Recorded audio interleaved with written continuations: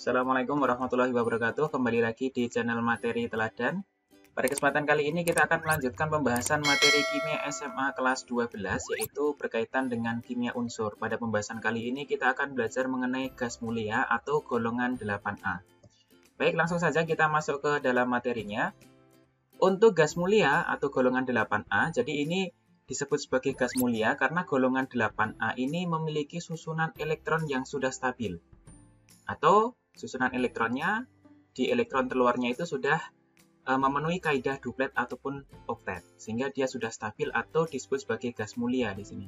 Nah, kemudian karena dia ini sudah stabil, maka gas mulia ini untuk bereaksi dia sangat sukar. Atau dia disebut juga sebagai gas yang inert atau gas yang sukar untuk bereaksi. Nah, atom-atom yang tergolong ke dalam gas mulia ini ada helium, neon, argon, krypton, xenon, dan radon di sini. Jadi ada He, Ne, Ar, Kr, Xe, dan Rn. Dan ini untuk menghafalkannya, ya, cara mudah untuk menghafalkan gas mulia itu dengan menggunakan kalimat ini. Jadi salah satu caranya bisa menggunakan kalimat ini yaitu heboh negara Arab karena serangan ranjau. Jadi di sini He, Ne, Ar, Kr, Xe, dan Rn. Nah, ini adalah semuanya dari golongan gas mulia. Nah, kalau kita tuliskan konfigurasi elektron dari setiap atom dari gas mulia di sini, maka kita peroleh konfigurasinya adalah seperti ini. Ya, untuk yang He 1s2, Ne ini konfigurasinya adalah 2He, 2s2, 2p6. Kemudian yang Ar, ya, nomor atomnya 18, ini nanti 10Ne, 3s2, 3p6, dan seterusnya. Ini sudah saya tuliskan konfigurasi elektronnya. Dan apabila kalian lupa mengenai konfigurasi elektron, silahkan dibuka di video di channel Materi Teladan yang membahas mengenai konfigurasi elektron. Baik, kemudian kalau kita lihat pada gas mulia ini, ketika kita hitung elektron valensinya atau elektron yang berada pada kulit terluarnya, maka di sini dari He sampai dengan Rn itu elektron valensinya untuk He ini adalah 2. Sementara untuk Ne sampai dengan Rn ini semua elektron valensinya atau elektron di kulit terluarnya adalah 8, yaitu hasil dari penjumlahan elektron pada orbital S yaitu 2 dan orbital P-nya adalah 6. Jadi ini semuanya adalah 8 yang dari Ne sampai dengan Rn. Nah, untuk He sendiri dia yang elektron valensinya 2. Dan ini sudah stabil menurut kaidah duplet. Kemudian yang lainnya ini stabil ya sesuai dengan kaidah oktet di sini. Nah, ini yang dikatakan tadi bahwa gas mulia itu adalah konfigurasi elektronnya dia sudah stabil. Kemudian, kalau kita lihat dari gas-gas mulia di sini, kita dapat menurunkan menjadi sifat-sifat dari gas mulia. Yang pertama, sifat gas mulia yang jelas dia pasti sifatnya adalah stabil. Kenapa? Karena semua elektron valensinya adalah oktet atau 8, kecuali pada He saja. Karena He tadi elektron valensinya adalah 2. Kemudian, dilihat dari energi ionisasinya, gas mulia ini memiliki energi ionisasi yang sangat tinggi karena dia sukar untuk melepas elektron. Ya. Dia sudah stabil, maka untuk melepas elektron dia energi ionisasinya sangat tinggi. Kemudian afinitas elektronnya cenderung rendah di sini. Artinya gas mulia juga tidak punya kecenderungan untuk menangkap elektron menjadi ion negatif. Ya, ini juga berkaitan dengan stabilitas dari gas mulia. Kemudian, karena dia energi ionisasi, afinitas elektron rendah, energi ionisasinya tinggi, berarti dia sangat tidak reaktif. Maka di alam, gas mulia ini berbentuk unsur bebas, monoatomik. Ya, monoatomik artinya dia itu berdiri sendiri di sini. Jadi He di alam ya dalam bentuk He saja. Ne di alam dalam bentuk Ne saja. Dan seterusnya. Jadi ini dia di alam dalam bentuk molekul di alam dalam bentuk unsur monoatomik. Ya, dia tidak berikatan, baik sesama gas mulia itu sendiri ataupun dengan atom yang lain. Kemudian berikutnya, kalau dilihat di dalam gas mulia ini semakin ke bawah titik didih dan titik lebur dari gas mulia ini semakin tinggi. Jadi dari He sampai dengan Rn ini titik leburnya ini kalau semakin ke bawah dia cenderung semakin tinggi, baik titik leleh ataupun titik didihnya atau titik lebur dan titik didihnya. Nah, ini disebabkan karena gaya van der Waals yang dari atas ke bawah itu semakin kuat, sehingga interaksinya dia semakin kuat, maka untuk mendidihkan atau untuk meleburkan dari gas mulia ini semakin besar juga, ini semakin ke bawah. Oke, kemudian gas mulia yang paling banyak di alam semesta, artinya tidak hanya di bumi saja ya, tapi di planet lain juga, ataupun di galaksi-galaksi yang lain juga, ini yang paling banyak ya, yang di alam semesta itu adalah gas helium. Karena gas helium ini dia terdapat pada bintang atau pada matahari ya. Bahan bakar yang ada di matahari itu kan menggunakan helium ya di situ ya. Nah, maka dia paling banyak di alam semesta. Kemudian kalau yang paling banyak di atmosfer bumi atau di udara kita, ini yang paling banyak adalah gas argon dari gas mulia itu.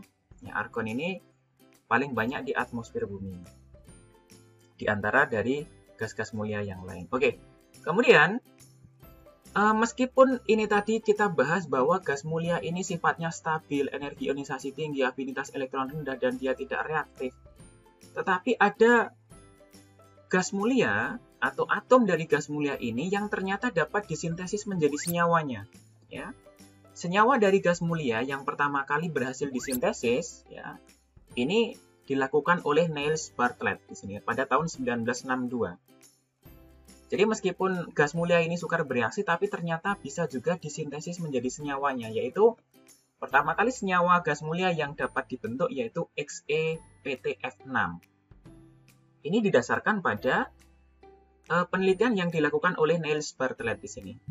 Ya, jadi dasarnya itu adalah bahwa oksigen ketika direaksikan dengan PTF6 saja dia dapat bereaksi. Ya, oksigennya membentuk ion positif di sini. Berikatan dengan PTF6 negatif. Padahal kalau dilihat dari energi ionisasi dari molekul oksigen dengan xenon, ini lebih tinggi yang molekul oksigen ya dibanding yang xenon di sini. Meskipun perbedaannya tidak terlalu tinggi, tapi di sini O2 ini punya energi ionisasi lebih tinggi. Maka apabila begitu ya, kalau yang O2 ini yang energi ionisasinya aja dia lebih tinggi, dia dapat bereaksi, harusnya yang Xe juga dapat bereaksi. Berawal dari sini maka Bartlett itu mensintesis senyawa dari Xe dengan mencampurkan antara Xe ditambah dengan PTFR6, dan ternyata memang terjadi senyawanya yaitu XePTF6. Jadi ini adalah senyawa gas mulia pertama kali yang berhasil disintesis. Nah, setelah penelitian ini, berikutnya banyak senyawa-senyawa yang dihasilkan dari gas mulia yang berhasil disintesis. Nah, ini saya tuliskan beberapa ya, contohnya ya ada selain yang XePTF6 tadi ada XeF6, XeF4, XeF2, XeOF2, SeOF4, KrF2, dan masih banyak yang lainnya. Sehingga sampai saat ini senyawa atau atom-atom dari gas mulia yang sudah berhasil disintesis senyawanya itu berasal dari Kr, Rn, dan Xe. Tetapi yang dari He, Ne, dan Ar ini sampai sekarang belum berhasil disintesis. Mungkin ini berkaitan dengan energi ionisasinya yang He, Ne, dan Ar itu memang sangat tinggi di sini, sehingga memang susah untuk mensintesis menjadi senyawanya. Nah, ini tadi adalah beberapa sifat dari gas mulia. Kemudian apa saja kegunaan dari gas mulia yang sudah kita bahas ini tadi? Gas mulia ini memiliki beberapa peranan yang diaplikasikan dalam kehidupan sehari-hari. Untuk yang helium, ini paling banyak digunakan untuk pengisi balon udara yang ringan, karena memang dia massa jenisnya yang kecil gitu ya, sehingga dia sangat ringan nanti balon udaranya. Selain itu, helium ini juga digunakan untuk campuran pada tabung penyelam ya. Biasanya yang digunakan perbandingannya adalah 80 helium dan 20%-nya adalah oksigen. Kemudian helium juga dapat digunakan sebagai pendingin pada reaktor nuklir. Atau riset-riset yang membutuhkan suhu yang sangat kecil biasanya bisa menggunakan cairan helium juga di sini. Selanjutnya, untuk yang neon ini digunakan untuk pengisi tube lamp atau lampu TL ya ini ya, kalau disingkatkan T dan L ya. Ini lampu TL itu adalah lampu yang berwarna putih yang hemat energi itu yang biasanya kita gunakan itu ya. Kemudian bisa juga untuk pengisi lampu reklame dan pengisi pada TV tabung ya. Jadi gas pengisi pada TV tabung. Kalau sekarang TV-nya sudah banyak yang LED sih. Kemudian selain itu, neon juga bisa digunakan untuk pendingin reaktor nuklir, dan dia dapat juga digunakan untuk lampu runway pada bandara atau bandar udara, ya, karena dia lampunya yang sangat terang itu tadi. Kemudian untuk yang argon, ini dimanfaatkan untuk pengisi lampu juga dan bola lampu dengan kawat tungsten atau bolam itu ya, atau lampu pijar namanya. Nah ini biasanya di dalamnya ada gas argonnya. Selain itu, gas argon ini juga dapat digunakan untuk menciptakan lingkungan inert. Contohnya misalkan pada pengelasan yang dibutuhkan untuk pengelasan dari logam-logam yang bebas oksigen. Nah, itu biasanya ditambahkan gas argon sehingga nanti hasil pengelasannya itu sangat baik dan tidak mudah berkarat karena tidak ada oksigen, yaitu ditambahkan dengan gas argon di dalamnya. Kemudian untuk yang krypton, ini dapat dimanfaatkan untuk pengisi lampu fluorescence ya atau mercusuar atau bisa juga untuk runway pada bandar udara, lampu runway pada bandar udara atau bandara. Sama seperti yang neon ini tadi ya, hampir sama. Nah, selain itu untuk yang xenon, nah ini xenon ini bisa dimanfaatkan untuk pembuatan tabung elektron atau bisa juga untuk pembiusan pada saat bedah gitu ya atau operasi, dan juga digunakan untuk lampu blitz pada kamera. Jadi lampu blitz pada kamera itu yang digunakan adalah menggunakan gas xenon pada lampunya sehingga menghasilkan nyala yang sangat terang di situ. Kemudian untuk yang radon atau RN, ini sinarnya itu dapat digunakan untuk terapi radiasi pada penderita kanker. Ya, jadi ini untuk bidang pengobatan di sini. Nah ini tadi adalah beberapa hal terkait dengan gas mulia, baik dari karakteristik dan sifat-sifatnya ataupun kegunaan dari gas mulia. Dan untuk materi ini bisa kalian download di link yang ada di deskripsi video di channel Materi Teladan ini. Ya, sehingga nanti bisa kalian baca lagi untuk materi-materinya. Dan jangan lupa untuk like dan subscribe channel Materi Teladan sehingga kalian tidak ketinggalan materi-materi yang diunggah di channel Materi Teladan. Oke, untuk pembahasan mengenai gas mulia saya cukupkan dulu sampai di sini. Saya akhiri. Assalamualaikum warahmatullahi wabarakatuh.